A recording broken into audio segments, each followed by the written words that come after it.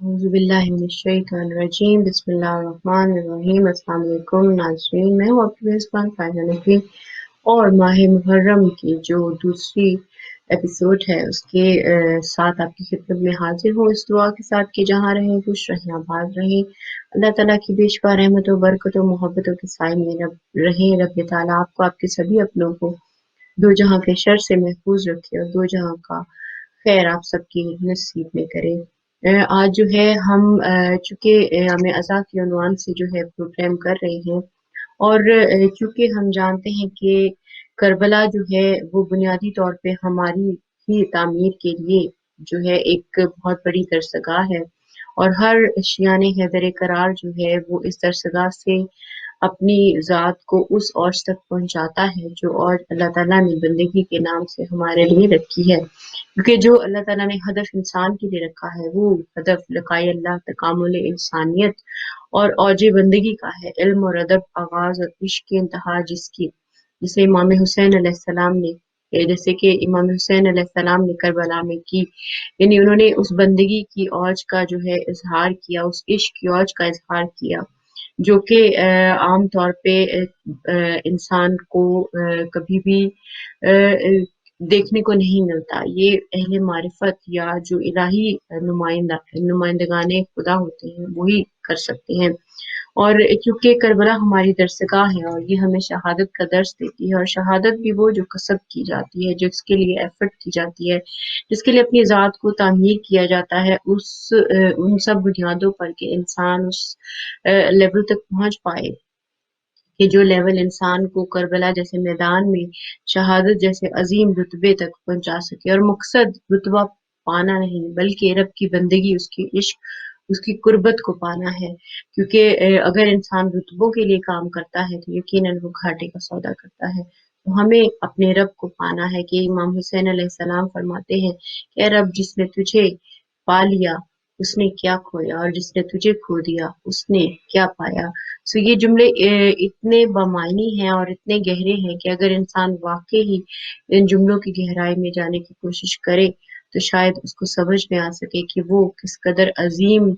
जो है नेमत है जिससे अल्लाह ताला ने उसे इमाम हुसैन अलैहिस्सलाम और मोहम्मद व आले मोहम्मद और उनकी जो पाकीज़ा तरीन जो हस्तियाँ हैं उनकी फ़ॉर्म में हमें दिया है। आज जो हमारा टॉपिक है जो कि चल रहा है फर्स्ट मुहर्रम से ही हक और बातिल जो है अहले बैत की निगाह में उसका जो है दूसरा प्रोग्राम है और दूसरे प्रोग्राम में हमारे साथ मौजूद है हमारे बहुत ही मोहतरम गेस्ट जो है सैयद मुज्तबा रिजवी पाकिस्तान से जो कि इस उन्वान से हमारे साथ शामिल है और हम आज इसी पर मजीद गुफ्तगू करेंगे। इसके फर्दर जो पहलू हैं उनके ऊपर गौर करेंगे और देखेंगे कि हक और बातिल जो है अहले बैत की निगाह में क्या है और हम जो अपनी ज़ात में अपने आप को हक शनास समझते हैं हम कहाँ पर गलती करें। बढ़ते हैं अपने मेहमान की तरफ सैयद मुज्तबा रिजवी की जानिब और हम देखते हैं कि इस उन्वान से वो हमसे क्या गुफ्तगू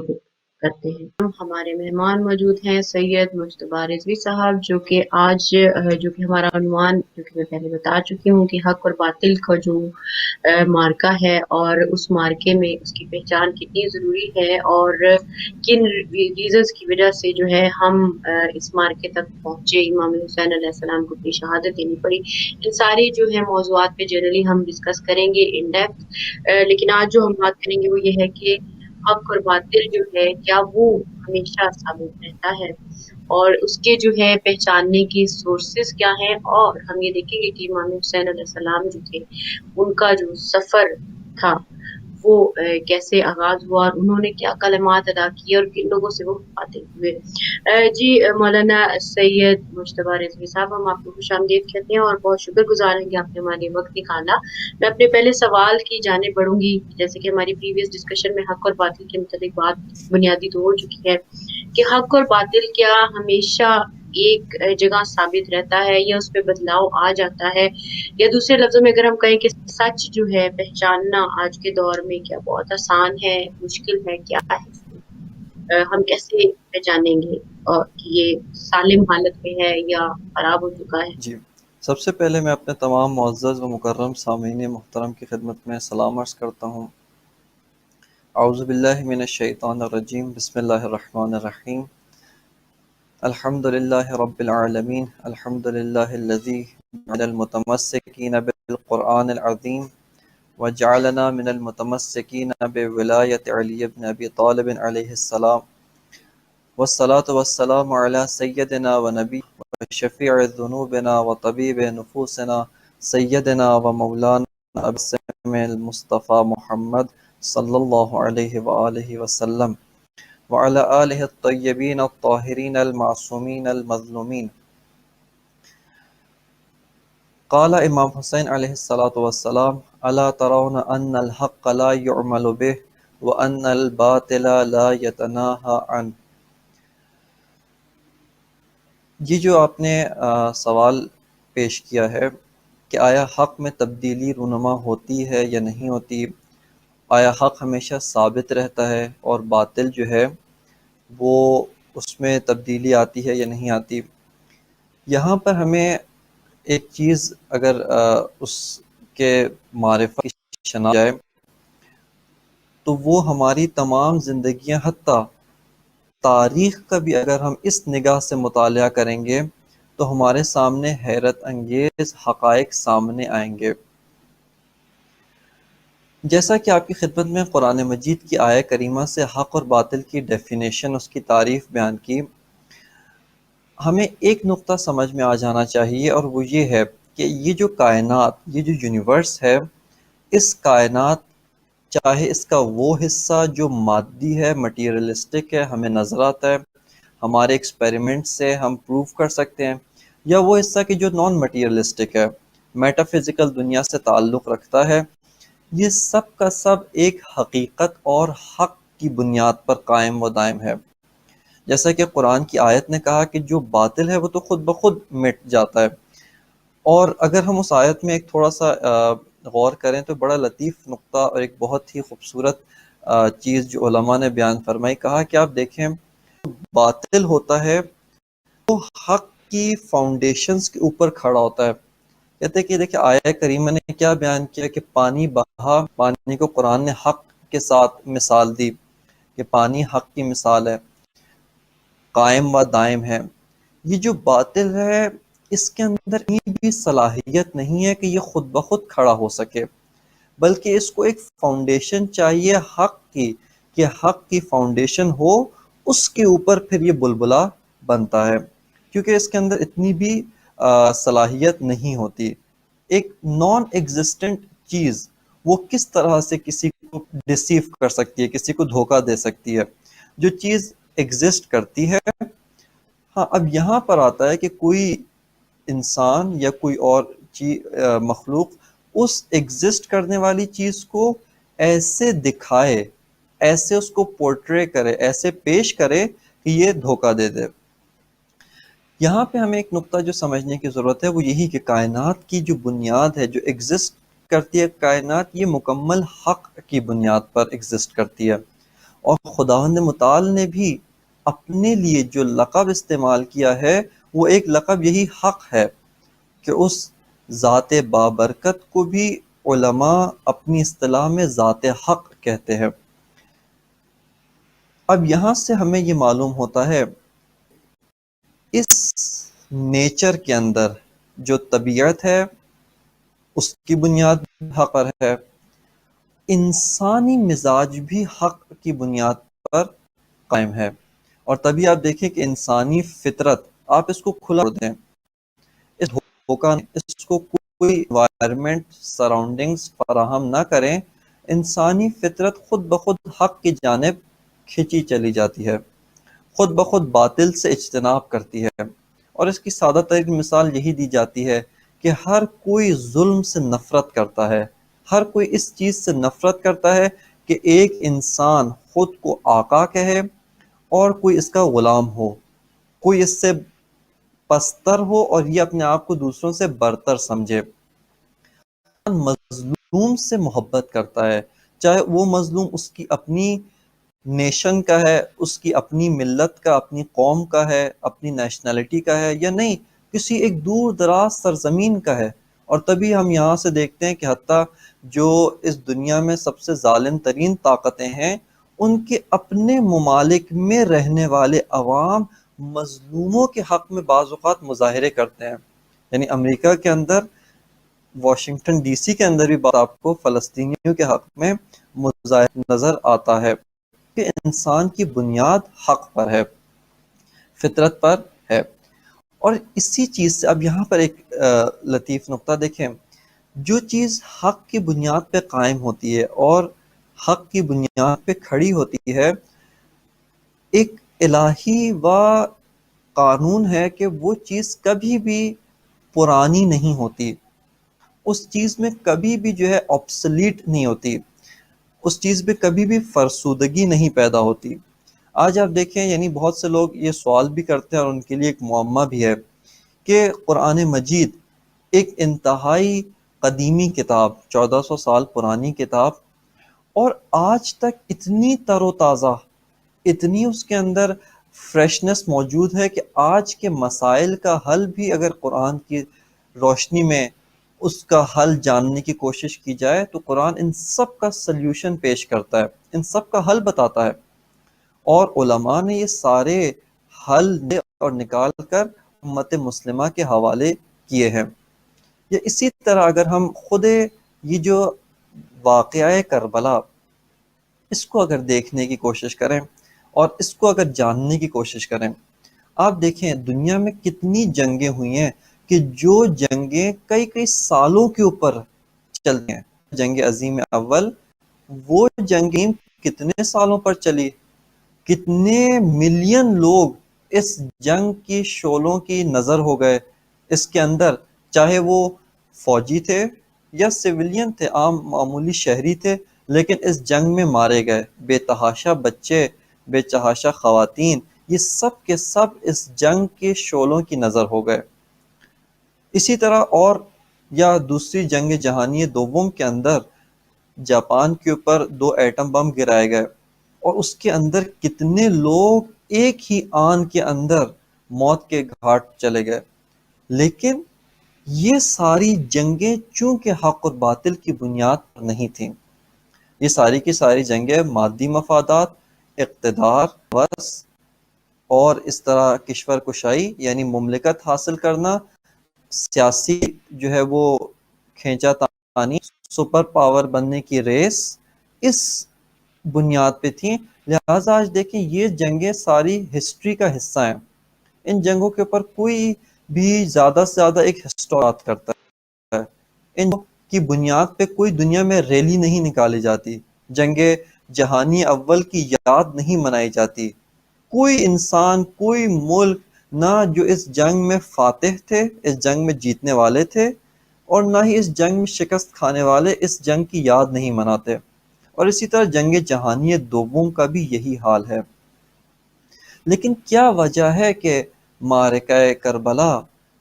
اس کے اندر اتنی تازگی ہے کہ آج 1400 سال کے بعد بھی ہزاروں لوگ، بلکہ ہزاروں بھی ملینز لوگ اپنے ممالک میں اس کو مناتے ہیں، اور وہ لوگ جو عاشور کے موقع پر اپنے آپ کو سرزمین کربلا تک پہنچاتے ہیں تمام تر سختیاں برداشت کر کے. 40 پہ تو اس سے بڑا اجتماع کربلا کے اندر ہوتا ہے. اب یہ دکھاتا ہے کہ کربلا آج بھی زندہ ہے اور اس کے اندر تازگی موجود ہے. یہ تازگی کہاں سے آئی؟ اور یہیں سے ہمیں بھی ایک نقطہ حاصل ہوتا ہے، اور وہ یہ ہے کہ اگر ہم چاہتے ہیں، جیسے ہر انسان کی کوشش یہ ہوتی ہے کہ وہ ایٹرنلٹی کی طرف جانا چاہتا ہے، جاویدانگی حاصل کرنا چاہتا ہے. یہ چاہتا ہے کہ میں جو کام کروں، میں اگر کوئی پروجیکٹ شروع کرتا ہوں، میں اگر کوئی کام انجام دیتا ہوں، مثال کے طور پہ اگر کوئی آدمی دینی کام مسجد بناتا ہے، کوئی دنیاوی کام، کوئی ادارہ، کوئی سوشل تنظیم یا کوئی ویلفیئر تنظیم، اس طرح کے کوئی کام کرتا ہے، اس کی کوشش ہوتی ہے کہ یہ کام ہمیشہ باقی رہے، اس کے اثرات رہیں. تو اس کو چاہیے کہ اپنے کاموں کو حق کی بنیاد پر انجام دے. اگر اس کے کام حق کی بنیاد پہ انجام ہوں گے، چونکہ حق ایٹرنل ہے، جاویدانگی رکھتا ہے، جو چیز حق کے ساتھ جڑ جائے گی حق کی وجہ سے ہمیشہ قائم و دائم رہے گی. لیکن جو انسان دھوکے، فریب، ڈسیپشن دوسروں کو دھوکہ دے کر کچھ فائدہ حاصل کرنا، حتیٰ یہاں تک کہ آپ دیکھ لیں کہ بڑی بڑی جو سپر طاقتیں ہیں، سپر پاورز ہیں، یہ ان کے پاس کتنی پاور ہے، کتنا میڈیا ہے، سب کچھ ان کے پاس موجود ہے، لیکن چونکہ ان کے کاموں کی بنیاد ڈسپشن پہ ہوتی ہے، دھوکے پر ہوتی ہے، ان کے کاموں کی بنیاد باطل کے اوپر ہوتی ہے، کچھ عرصے بعد کتنا چھپانے کے باوجود وہ چیز آشکار ہو جاتی ہے، اور بے تحاشا اگزامپلز ہیں، ان کی ریالٹی جو ہے وہ سامنے آ جاتی ہے، لوگوں کو واقعیت معلوم ہو جاتی ہے۔ لہٰذا آپ یہ ملاحظہ فرمائیں کہ حق ہمیشہ قائم و دائم ہے، اور حق کی بنیاد پر جو کام انجام دیا جائے، جو چیز حق کی بنیاد پر اس کو استوار کیا جائے، وہ چیز بھی قائم و دائم رہے گی۔ اور یہیں سے وہ آیہ کریمہ، اس سے ہم جو ہے وہ الہام لیتے ہیں کہ جس میں فرمایا کہ ہر شے ہلاک ہو جائے گی، ہر چیز جو ہے وہ فانی ہے، لیکن وجب کا وہ اس کو دوام حاصل ہے۔ کیوں؟ چونکہ خود ذات خداوند متعال ذات حق ہے، اس کے جو افعال ہیں، اس نے جو کام انجام دیے، وہ کام حق کی بنیاد پر ہیں، لہٰذا ان کو دوام حاصل ہے۔ اور جو انسانوں نے اس حق کے اوپر جھاگ کی طرح سے باطل جو کچھ بنایا ہوا ہے، وہ سارا کا سارا باطل وہ ایک دن خود بخود مٹانے کی بھی ضرورت نہیں، بلکہ with the passage of time، گردش دوران، گردش زمان، یہ سب کا سب اس کو نیست و نابود کر دے گا۔ اور اسی چیز کا نام مہدویت ہے، کہ اگر اس کو تھوڑا سا ہم عاشورہ کو مہدویت کے ساتھ جوڑ دیں کہ امام زمانہ عجل اللہ تعالی فرجہ الشریف، آپ کی جو حکومت ہے، حکومت حق ہے، حق کی بنیاد پر قائم ہے، لیکن جو باطل ہے وہ خود بخود ایک اس نے سویلائزیشن بنائی، اور یہ انشاءاللہ ہم جو مراحل ہوں گے حق اور باطل کی نبرد کی، اس میں یہ چیز ڈسکس کریں گے کہ حق اور باطل کی جو نبرد کیا کیا مراحل طے کیے۔ تو یہ سویلائزیشن خود بخود ایک جو باطل کی ہے وہ ڈاؤن فال کی طرف جاتے ہوئے ہمیں دکھائی دے رہی ہے۔ اچھا، یہاں پہ میں دو سوال ہے۔ ایک تو یہ سوال ہے کہ حق کا جو سورس ہے، اس کا منبع ہے، وہ کیا ہے؟ ہم کہاں سے حق کو لیں گے کہ جو کسی کے لیے بھی فرض کرے شک اور شبے کا باعث۔ اور دوسری ایک چیز جو عام جو ہماری زندگیوں میں عام سوالات ہوتے ہیں ماہ محرم اور ماہ اذان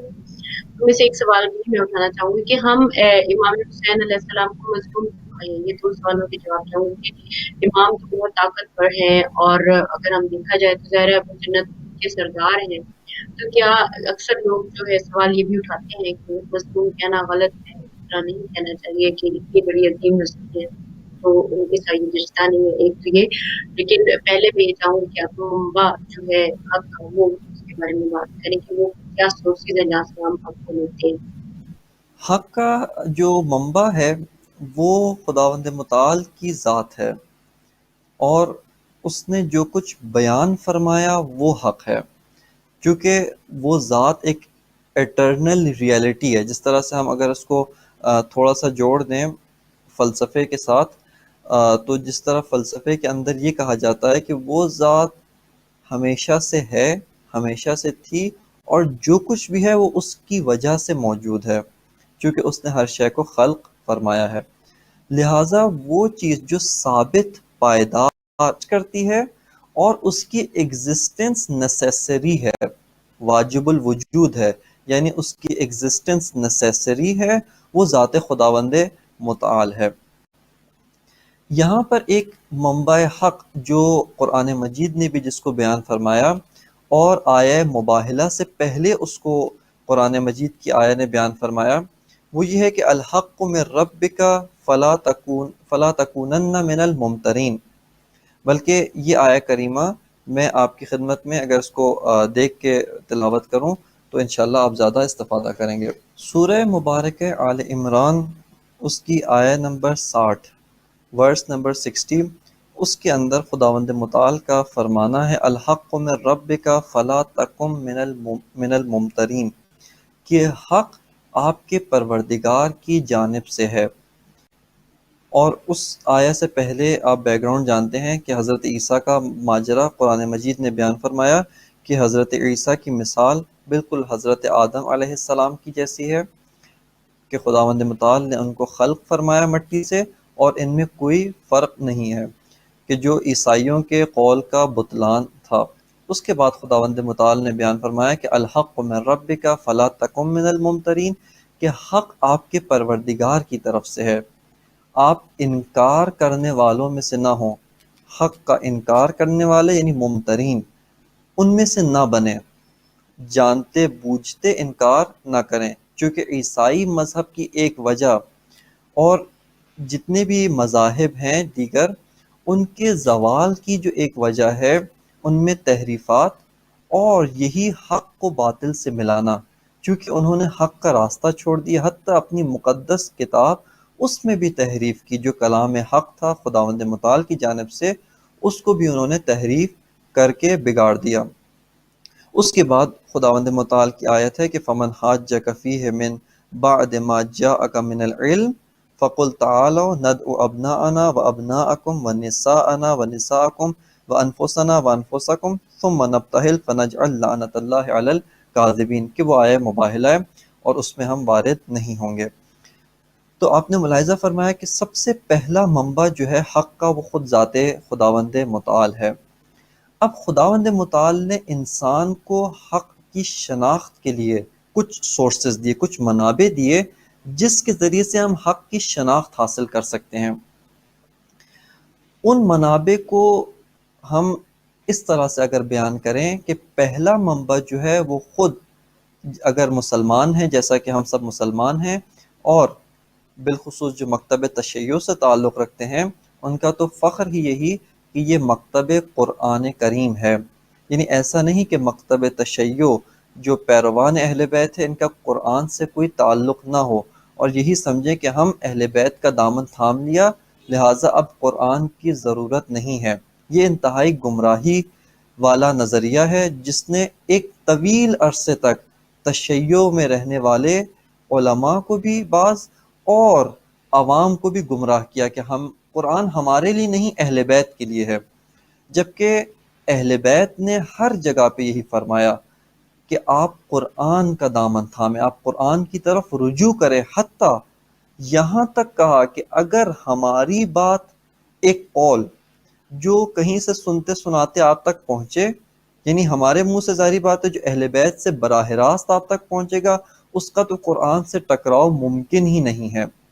لیکن ایک قول آپ تک پہنچے کہیں سے واسطوں سے، مختلف سورسز سے پہنچے اور ظاہری طور پہ وہ قرآن کریم سے ٹکرا رہا ہے، تو اہل بیت نے فرمایا قرآن کو لے لیں، ہمارے قول کو چھوڑ دیں، کیوں؟ چونکہ قرآن سے جو چیز ٹکرائے وہ کبھی حق نہیں ہو سکتی۔ یہ پہلا منبع ہے۔ دوسرا منبع جو خداوند متعال نے ہمیں عطا فرمایا وہ اہل بیت علیہ الصلاۃ والسلام ہے، اور اس بنیاد پر آپ دیکھیں کہ اہل بیت کو تبھی عصمت عنایت فرمائی۔ ہم کیوں کہتے ہیں کہ ہمارے ائمہ معصومین ہیں؟ تمام کے تمام ائمہ خطا سے بھی معصوم ہیں، گناہوں سے تو معصوم دور کی بات، حتیٰ نسیان بھولنے سے بھی، فراموشی بھی ان پر طاری نہیں ہوتی، خطا بھی نہیں کرتے، کوئی چیز ان کو بھولتی بھی نہیں ہے، اور ایک انسانی تمام کمالات کی بہترین مثال ہے۔ وہ اسی وجہ سے ہے کہ جب ان کو خداوند متعال نے ایک سورس آف حق بنایا، ایک منبع حق بنایا، منبع حق ایسا ہوتا ہے کہ لا یاتیہ الباطل، اس میں باطل کا کوئی گزر ہو ہی نہیں سکتا، جیسا قرآن کے بارے میں خود قرآن مجید نے بیان فرمایا کہ یہ جو کتاب ہے لا یاتیہ الباطل،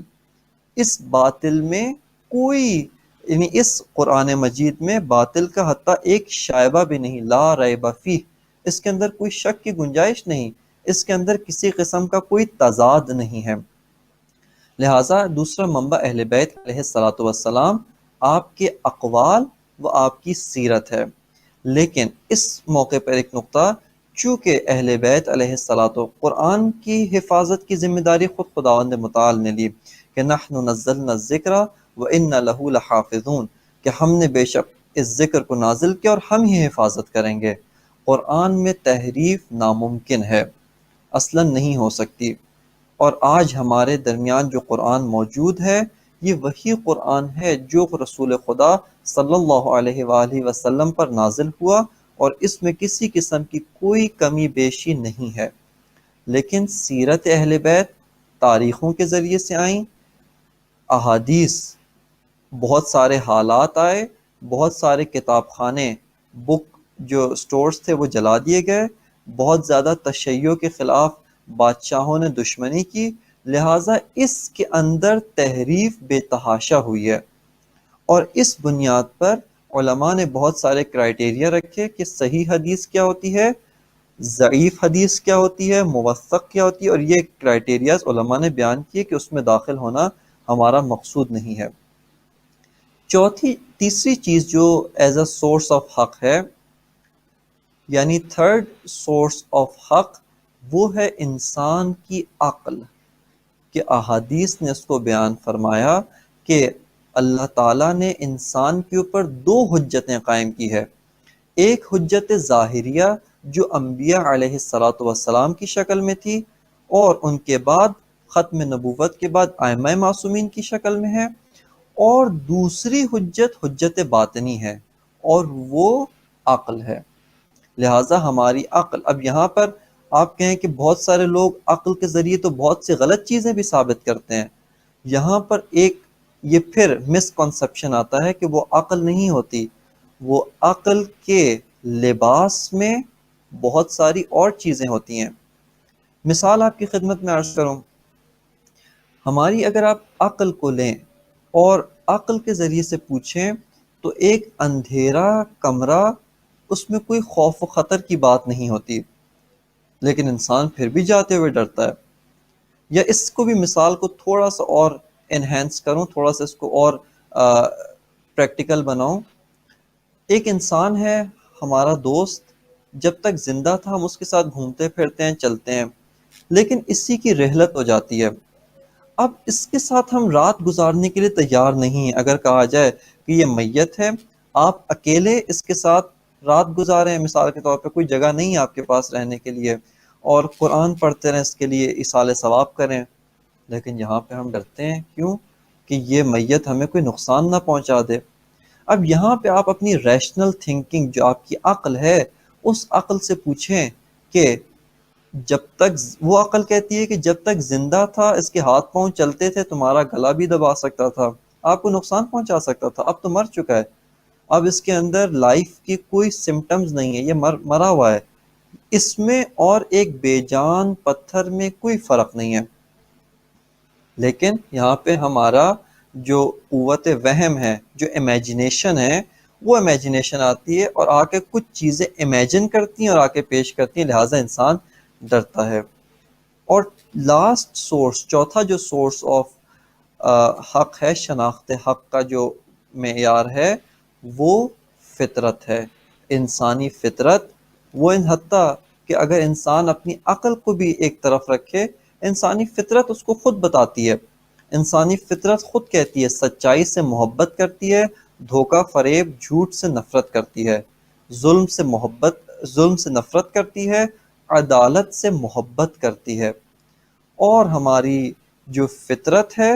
وہ حق کی بنیاد پر حق کو پہچاننے کا ایک بہترین ذریعہ و معیار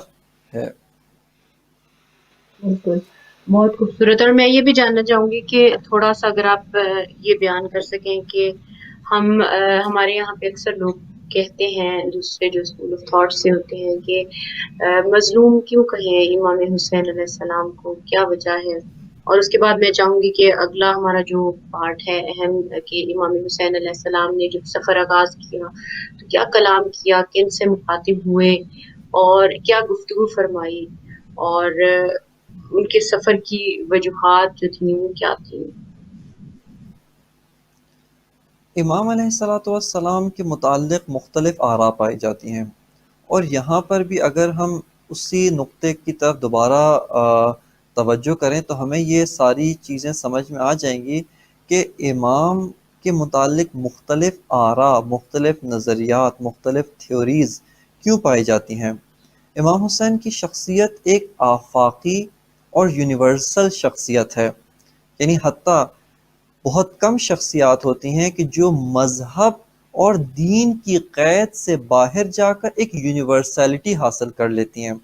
حتیٰ ان پر ایک ہندو بھی اپنے نظریات کا اظہار کرتا ہے، ایک عیسائی بھی ان کے متعلق کتاب لکھتا ہے، مسلمانوں کی تو میراث ہیں، لہٰذا مسلمان تو ان کے متعلق گفتگو کرتے ہی کرتے ہیں۔ ایک بدھ مت کا ماننے والا، حتیٰ بدھ مت کا جو بانی تھا، وہ بھی ان کے متعلق اظہار خیال کرتے ہوئے اپنی محبت کا اظہار کرتا ہے۔ لیکن کیوں ان سب نے مختلف نظریات کا اظہار کیا؟ اب یہاں پہ وہی چیز ہے، ایک ہے واقعہ کربلا، شخصیت امام حسین اور اس کی ریالٹی، اس کی واقعیت، اور ایک ہے انسانوں کا پرسیپشن اس ریالٹی کے بارے میں، یعنی انہوں نے اس ریالٹی کو کس اینگل سے دیکھا ہے، کس اینگل سے اس چیز کو پرسیو کیا ہے۔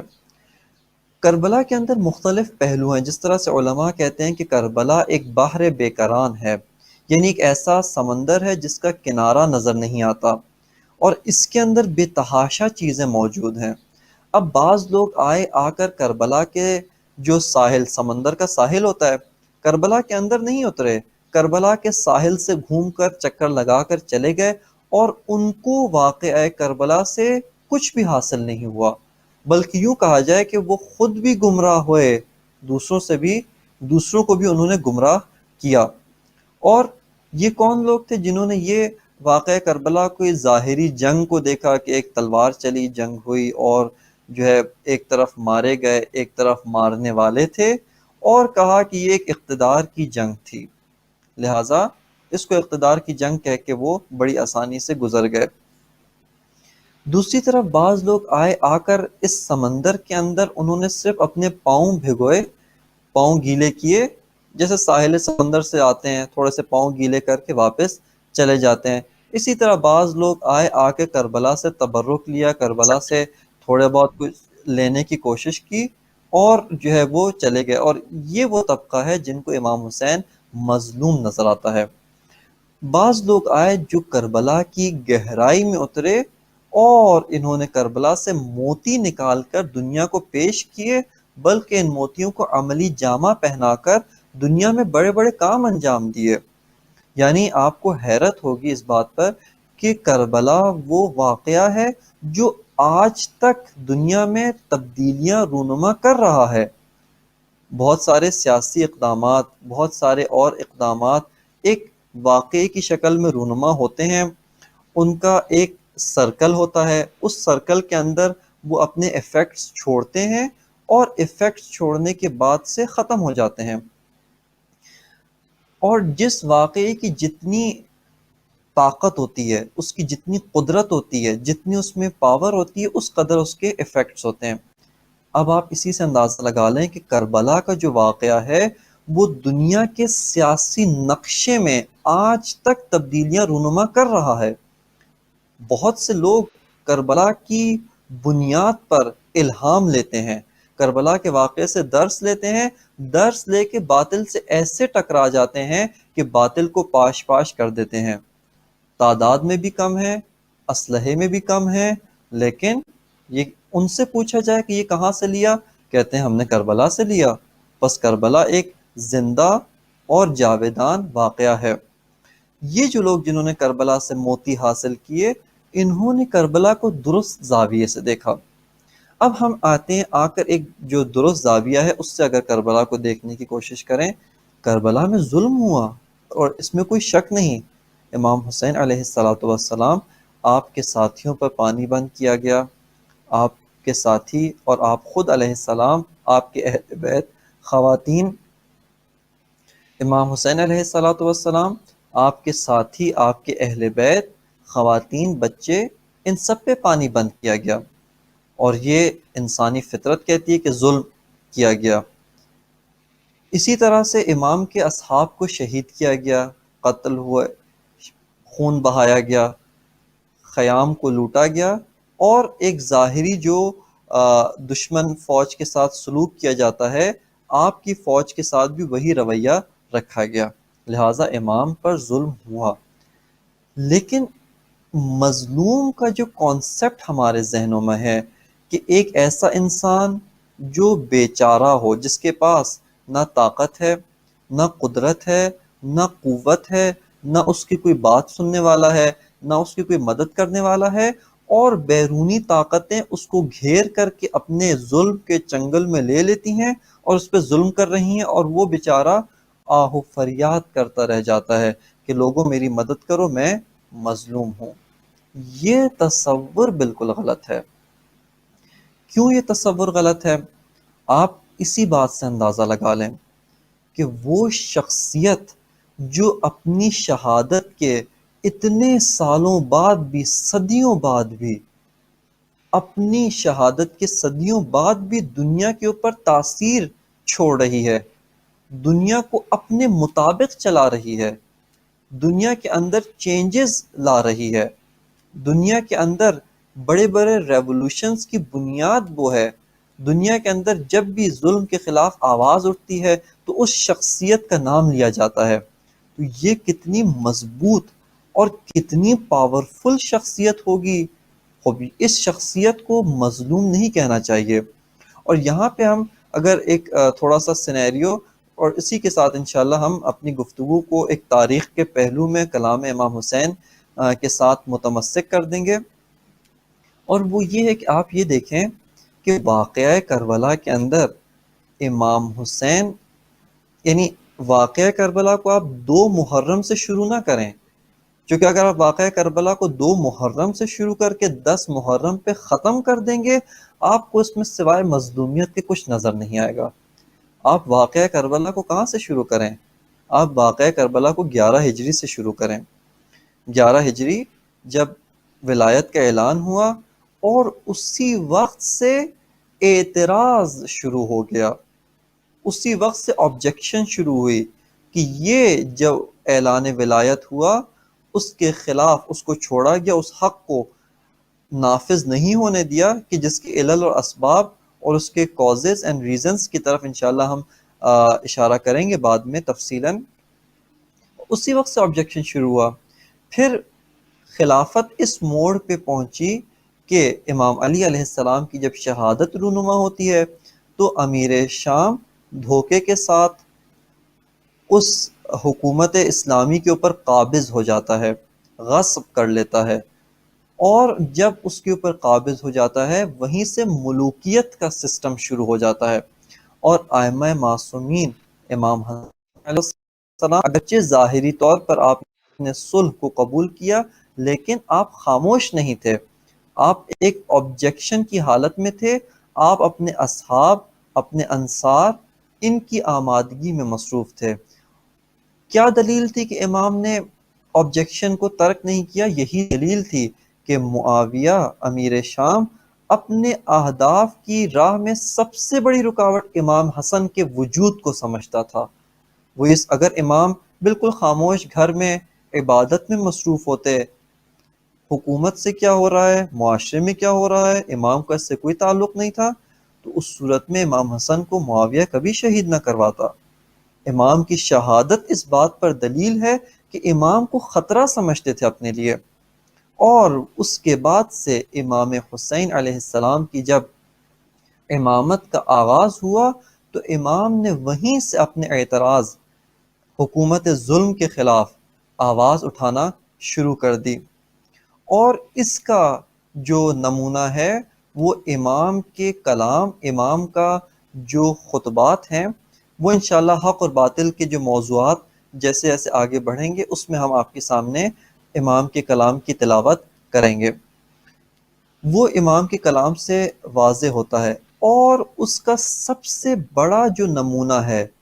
وہ خطبہ منی ہے، جو امام نے 59 ہجری میں، یعنی 59 ہجری کے اندر معاویہ کی موت سے 1 سال پہلے حج کے موقع پر منی میں ارشاد فرمایا، اور امام نے کھل کر آبجیکشن کی۔ اب یہاں پہ آپ دیکھیں کہ امام ایک حملہ آور کی طرح سے ہیں، یعنی امام آبجیکشن کر رہے ہیں، اور جو حکومت وقت ہے، جو اس وقت کی جو موجودہ اقتدار میں ہیں وہ ایک ڈیفینسو حالت میں ہیں، یعنی امام ایک اٹیکنگ حالت میں ہیں. یعنی اگر اس کو ہم یہ کہا جائے کہ ہم اس کو تشبیہ دینا چاہیں تو امام اپنے افکار، اپنے کلام، اپنی سیرت، لوگوں میں بیداری کے ذریعے سے، لوگوں میں اویئرنس کے ذریعے سے امام اس موجودہ حکومت کے خلاف براہ راست کھل کر آپ سامنے آئے اور حکومت وقت ایک دفاعی حالت اختیار کر لیتی ہے. بس اب یہاں سے اب امام ہمیں مظلوم نظر آتے ہیں یا قدرت مند نظر آتے ہیں. امام ہمیں